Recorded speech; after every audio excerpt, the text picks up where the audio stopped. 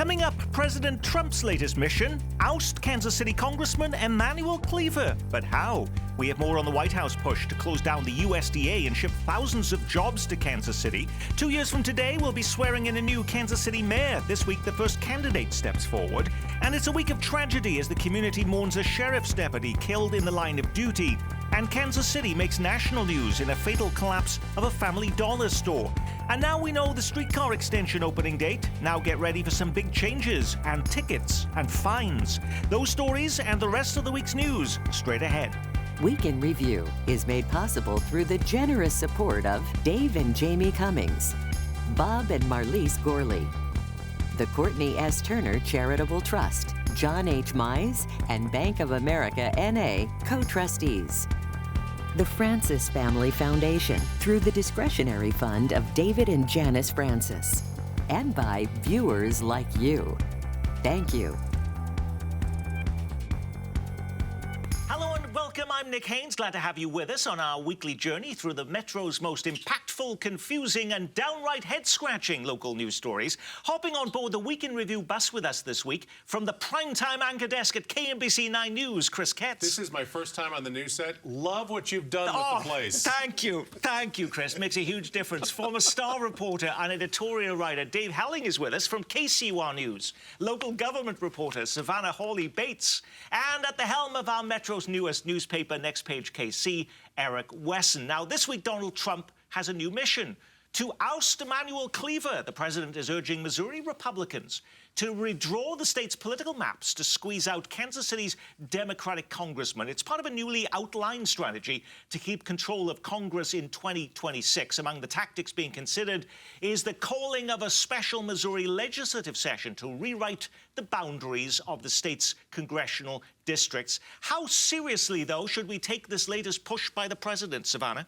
I think very seriously. He clearly wields a lot of influence. Down in Texas, Governor Abbott wasn't super keen on the idea, and then reportedly after a call from the president called the session, and now they have a new map unveiled. So it's sort of the same tactic here in Missouri, although I will say Missouri lawmakers did try this before, and it failed because they don't want to create what could be new contested districts. And it's kind of up to Kehoe to see if he wants to stake his political career on this. So what is the appetite of Governor Mike Kehoe, also a Republican, to say, let's bring lawmakers back for a special session? We don't know for sure. The leadership of the legislature in both houses seems skeptical about this idea, in part because of the problems with creating problematic districts in the rest of the state, in part because it's just one seat, in part because it's occupied by a black man, and that raises all sorts of legal concerns if they gerrymander too much. So it's a very, very difficult thing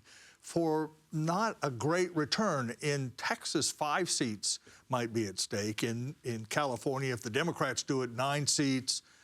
1 seat you don't think would make that much of a difference. So the odds are probably more likely that they won't pursue this, but it's not zero because Donald Trump is in. So how would this actually work, though, Eric? You're just trying to find cobble together as many communities that have a lot more Republican voters close to Kansas City and push them into that district that Cleaver represents? Yes.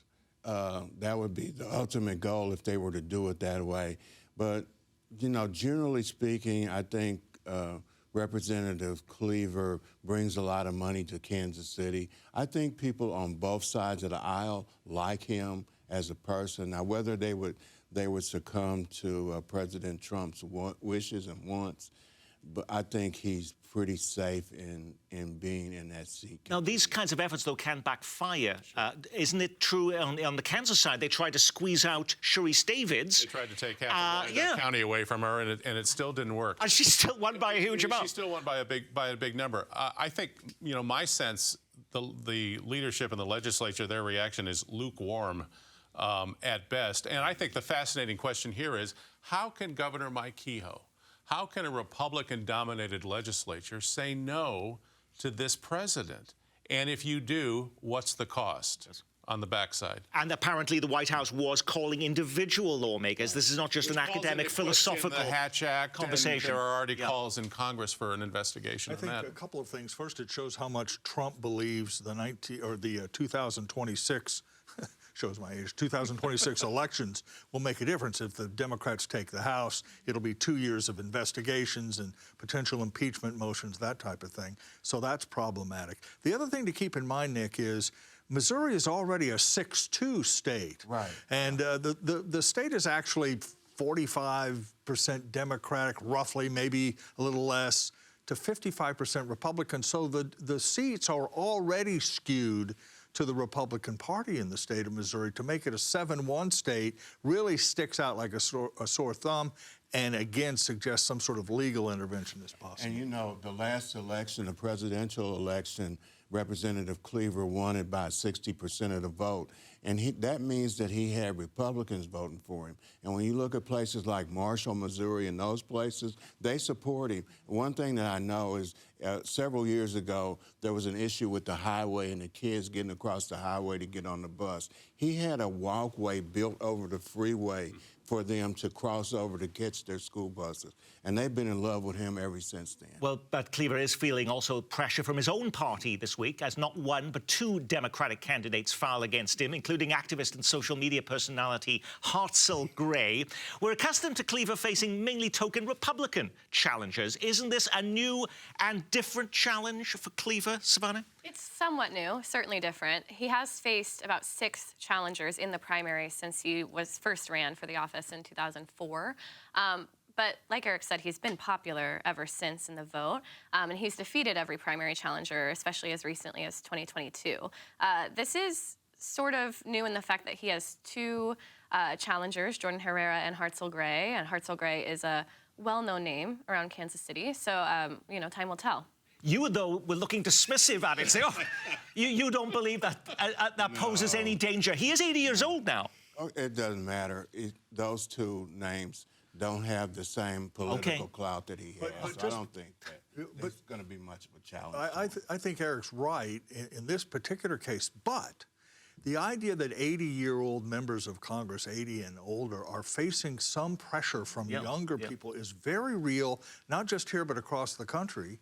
And if there is one chief Democratic criticism of the national legislature, it's that it's so old and that it's run by old people and that the chairman and women of the committees are so old. And so this is a sign that Cleaver's membership in the House is going to face some pressure going forward. And a sign that progressives all over the country are going to be stepping up and challenging situations like this. I think in this particular situation, though, if you're the Rev, you're probably more concerned about the possibility of redistricting than the opponents that he potentially could. Lots of other stories happening on our Week in Review. We're still waiting to hear more details this week about a new Trump plan to move thousands of federal agriculture department jobs to Kansas City. It's part of a new push by the White House to shift government offices closer to the people they serve. The USDA employs close to 100,000 people around the country. How many of those jobs could be heading to Kansas City, Dave? Well, it's not completely clear yet.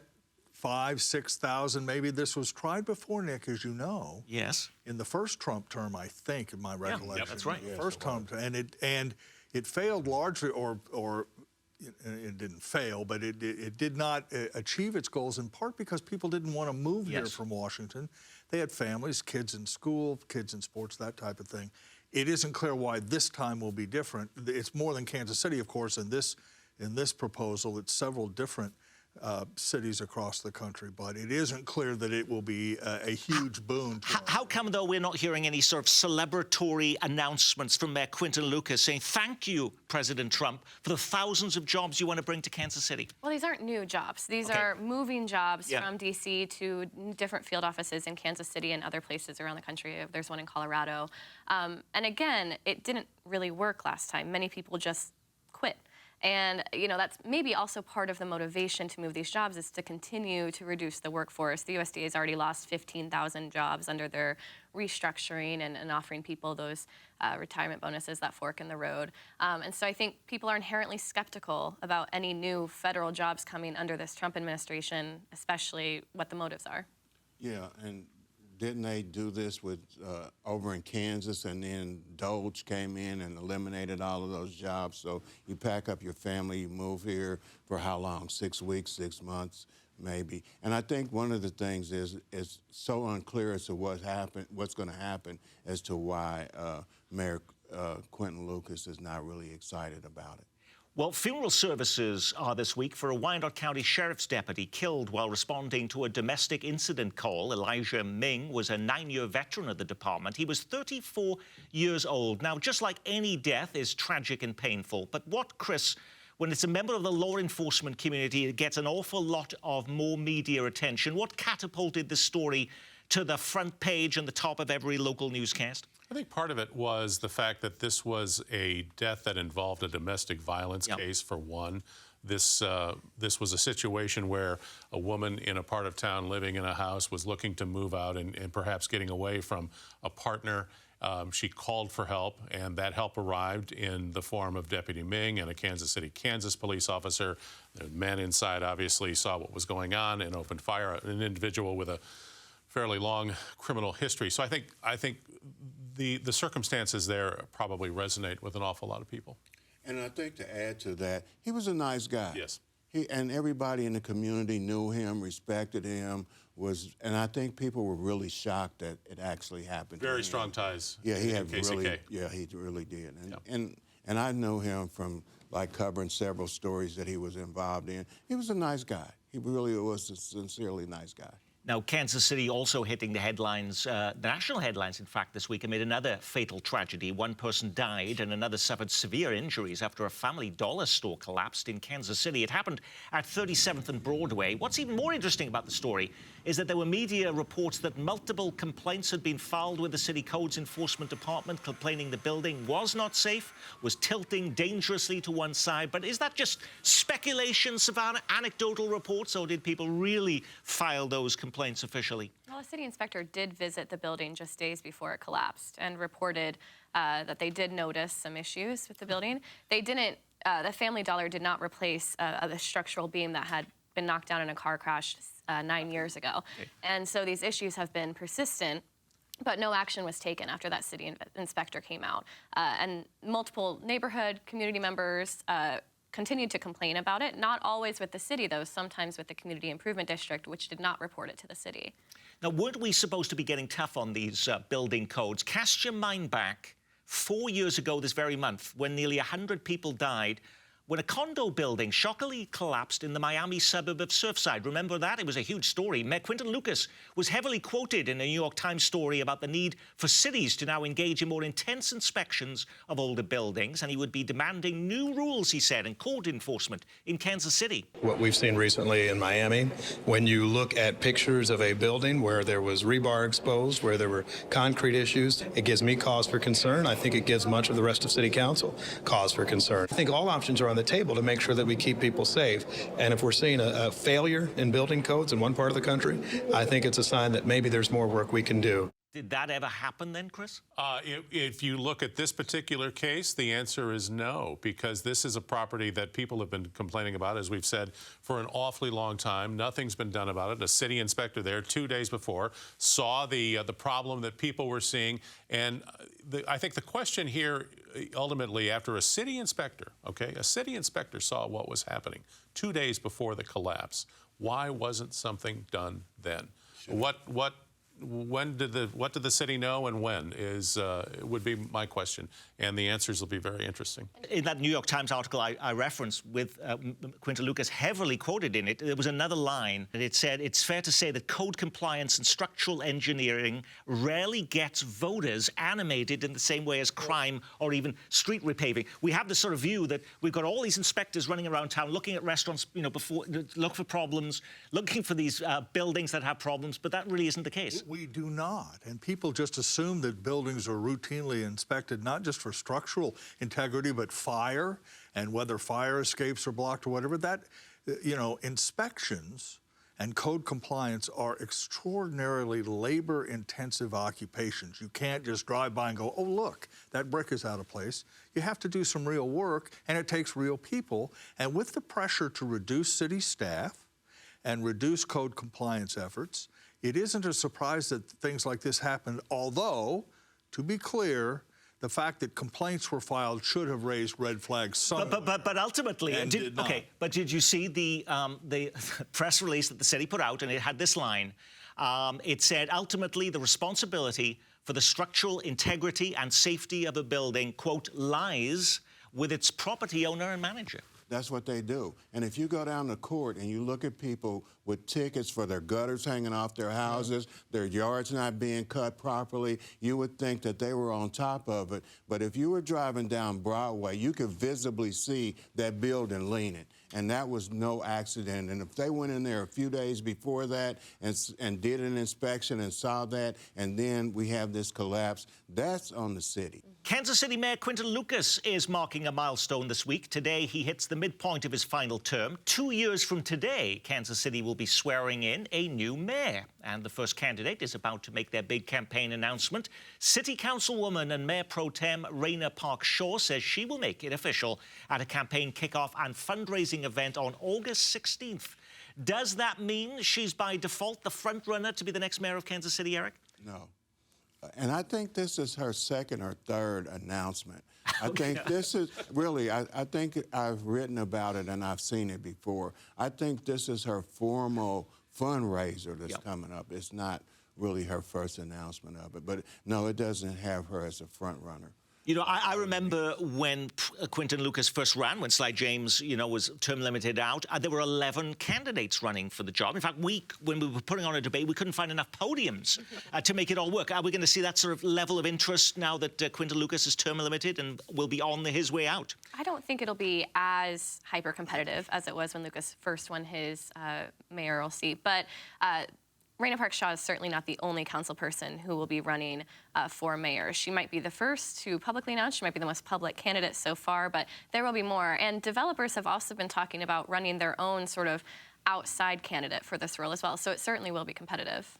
It's going to be an interesting race, and Quinton Lucas may play a role. He may pick a favorite or a couple of favorites, and that doesn't always work out, like Sly James did with Jolie Justice. It doesn't work out. So we'll see how it develops going forward.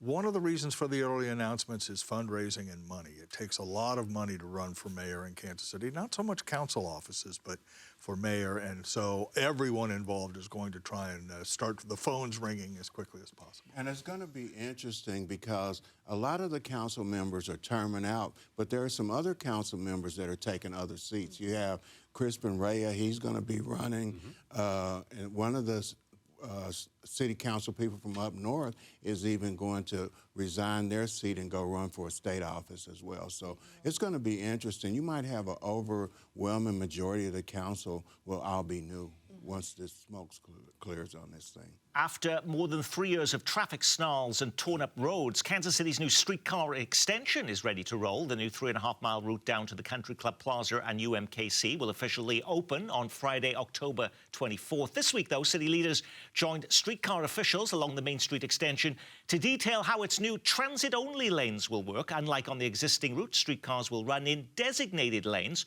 prohibited to other traffic. The city is expected to announce stepped-up enforcement and fines for violators. Now, are we asking for trouble here, Chris? As we've been so accustomed to be able to ride and drive along those tracks, and now somehow now we're not supposed to do that, and they are talking about fines for this. Yeah, there's going to have to be an education process here, an educational element to this, because listen, I can see the stories happening right now of people who get caught driving in those transit-only lanes and picking up a $50 ticket and being upset about it and calling their favorite television station saying, what the heck's going on here? You know that's going to happen. Yeah, and I think also the part of the streetcar-only lanes is not only just to prioritize the streetcar, but it's also to calm the roads down in Midtown and towards the plaza. You know, in the downtown portion where people can already drive on the streetcar tracks, the roads are more narrow there, so they can't have a transit-only lane. But applying a transit-only lane on the new extension or parts of it allows them to sort of make the street narrower, make driving a little harder, so people can't drive highway speeds down Main Street. Of course, people won't like that, but I think what's new here is also the city's declared intent to enforce this. People park in the streetcar lane all the time downtown. People drive, stop right in front of the streetcar. If the city really does enforce this, I think it could change sort of the thinking around it. It'd be interesting to see what the business owners along Main have to say about all of this, too, because if their traffic drops dramatically and all they can do is watch the streetcar whiz by a couple times a day, they may be frustrated. At the same time, how'd you like to be on Broadway? I mean, you know, the traffic that's going to shift in that direction will be immense and potentially cost. And as we're just off Main Street, this is your official warning, guests, that you're going to have struggle in future to ever find a parking space here at the station, because everyone who's at those downtown garages is going to be parking in our lot here to save themselves the money of the downtown parking garages. Source, perhaps? Okay. I can't wait to take the streetcar to the show. Okay, all right. That's a good way of looking at it. Something else from the history books this week marks the 60th anniversary of Medicare and Medicaid, the nation's signature health programs that support seniors and low-income Americans. It has a big local tie-in. President Lyndon B. Johnson would fly into Kansas City this week to sign the two programs into law at the Truman Presidential Library in Independence. By the way, the museum had lots of free ice cream and cupcakes this week to mark the milestone. But healthcare groups say this is not a moment to celebrate, pointing out the millions of Americans now losing Medicaid coverage as part of a package of sweeping budget cuts in Washington. But what is the impact so far, if any, in Kansas or Missouri? Or has it not played out the way Trump's biggest critics forecast? You know, I think in Missouri and Kansas, tens of thousands of people might lose their coverage. And so it is sort of a bittersweet recognition that, you know, all these decades ago, it did kind of start in Kansas City or in Independence, and Harry Truman got the first Medicare card. That's right. But at the same time, on that anniversary, tens of thousands of people who would have been his constituents aren't going to have health care. You should remember that the Medicaid work requirements that are part of the Trump bill don't take effect until next year, I think, after the election, 27. So after the congressional election, and so the immediate impact is less, although if you run a rural hospital in Missouri or Kansas, particularly in Kansas, which hasn't expanded Medicaid, you remain nervous about the cash flowing in and out of the bank in your behalf. So that's an issue. But just a personal reference, I remember when Lyndon Johnson came to Kansas City. I lived here. I was 10 years old. I was going to say, did you cover that? I did not. I was a little young to write for the paper at 10. But I remember listening to it on the radio. There was a day when radio stations had news departments, which they don't anymore, and they actually covered it. So it was quite an event. Truman got the first Medicare card. He was Medicare recipient number one. So it's an anniversary worth remembering. Medicare, and I say this as now someone who gets Medicare, is a pretty important. By the way, next week, Dave Helling will tell us about his coverage of Abraham Lincoln's inauguration, which he was also at. We'll get to that story next week. Now, when you put a program like this together every week, you can't get every story grabbing the headlines. What was the big local story we missed? If you want to save a few dollars, this weekend is Missouri's back-to-school sales tax holiday. No state sales tax on everything from clothes, computers to school supplies through midnight Sunday. It had dogs and beer, so what could have gone so terribly wrong? Parquet abruptly closes, apparently inflation, problems hiring staff, and yes, relentless construction along the riverfront, just too much for the canine-friendly attraction. The state of Kansas wipes out all diversity and inclusion programs starting today. It's no longer just ending gender pronouns on college campuses, but the state went through 20,000 job titles across all state agencies to eliminate any positions that reference DEI. Early voting continues in Wyandotte County to pick the next mayor. Election day is Tuesday. And a little fisticuffs as the Chiefs wrap up training camp in St. Joe. The team's first preseason game is next Saturday. Alrighty, Chris Katz, did you pick one of those stories or something completely different? I did. The Parquet story down on the riverfront I found was interesting, and some of the talk around town points to maybe the people behind it expanded too fast, keeping staff became a challenge, dogs not getting along, you add alcohol to that, and gee, what's wrong with that picture? Eric. I picked something different. The report on congestion with Kansas City highways and freeways. Evidently, they didn't drive on I-70 going east and west during the rush hour or 71 highway anytime, because those are the most congested places that I know of anywhere in the country. Savannah. You know, I think it is KCATA's new leaning benches for me. There was a lot of outcry when they posted this online about how people wanted someplace to sit instead of someplace to just sort of lean back against. And, you know, they are installed downtown in some of the busiest bus stops, and only time will tell if people accept them or if KCATA has to get rid of them. Was that really just to try and prevent the homeless? There are, it's not explicit, but the reason the benches were removed in the first place at these stops were because business owners and the police requested that KCATA remove them. So it's certainly hostile architecture. Dave. Senator Josh Hawley of Missouri is involved in a tiff with the President of the United States, of all people. In fact, on Wednesday, President Trump called Hawley a second-tier senator, in part because Hawley has pushed for this bill that would prohibit members of Congress and, at least at one point, the president from owning individual stocks. When you couple that with his idea of a rebate for people from tariffs, he's staking out some interesting territory for a guy who was a pretty solid Trump supporter up until now. You must think that was a good lane for the presidency. Could be. I mean, that may be exactly what's going on, that the fist raised in the air photograph needs to be balanced with something else. And so he's taken some real populist positions recently, and he's just being a more interesting senator than he was maybe a year ago. And on that, we will say our week has been reviewed, courtesy of KCUR's Savannah Hawley-Bates, and from KMBC 9 News, Chris Katz, the best-dressed man in Kansas City media, Eric Wesson, from Next Page KC, and news icon Dave Helling. Now, you may have heard we just had all our federal funding cut around here, so we're sticking our hands in between the cushions of the sofa in search of loose coins. For the next couple of weeks, we will be hitting the pause button on Week in Review to make room for our summer membership drive. As our truckers like to say, we'll see you on the flip side. From all of us here at Kansas City PBS, be well, keep calm, and carry on.